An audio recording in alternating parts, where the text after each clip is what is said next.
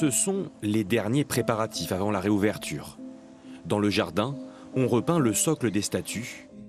À l'intérieur, tandis que certains redonnent un coup de jeune au loquet des portes, d'autres s'affairent aux ultimes détails.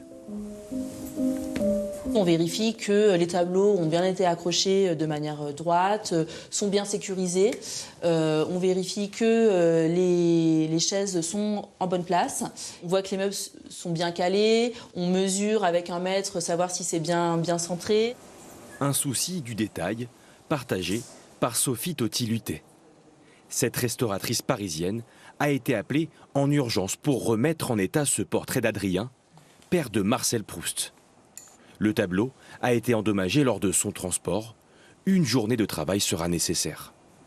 On essaye de ne pas être dans le ressenti, on essaye d'être bien concentré sur ce que l'on fait parce que la moindre action que l'on peut avoir sur un tableau, sur le vernis, eh bien on peut faire des dégâts. Donc on est surtout concentré. Puis après, c'est longtemps après qu'on est fier de soi. Voilà plus de 2 ans que la maison dite de Tante Léonie était fermée au public. Elle est un lieu de pèlerinage incontournable pour les amoureux de Marcel Proust. Car entre 1877 et 1880, l'écrivain y passe plusieurs semaines de vacances lorsqu'il est enfant. Des moments heureux passés avec sa mère, Jeanne, dont la chambre a été entièrement restaurée au goût de l'époque. Cette chambre a été installée ici avec les meubles de Jeanne Proust.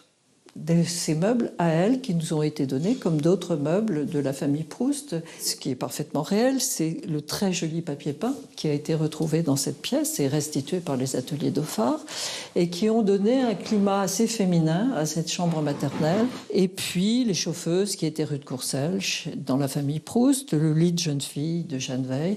Enfin, une ambiance qui est vraiment celle de Jeanne Proust, tout simplement. Mais cette maison n'est pas une demeure de villégiature comme les autres. Elle est un lieu où la frontière est poreuse entre réalité et fiction.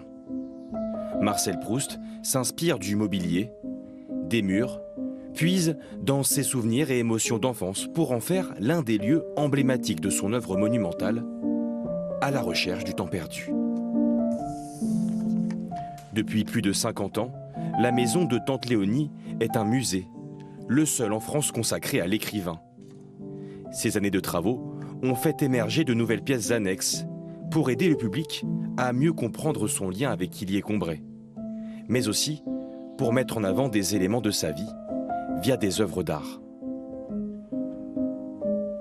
La Société des Amis de Proust a constitué depuis plusieurs années une collection de peintures pour nourrir l'intérêt autour et puis enrichir la connaissance de son œuvre de façon indirecte, qui est on va montrer ce qu'il aimait. Des tableaux qu'il a vus, des tableaux qui ont été peints par des amis, des lieux qu'il a visités aussi. Des lieux qu'il a visités. Vous faites allusion à Begmeil, qu'il a visité en 1895 avec Reynaldo Hahn. Après une longue pause, la maison de Tante Léonie peut de nouveau s'offrir au public.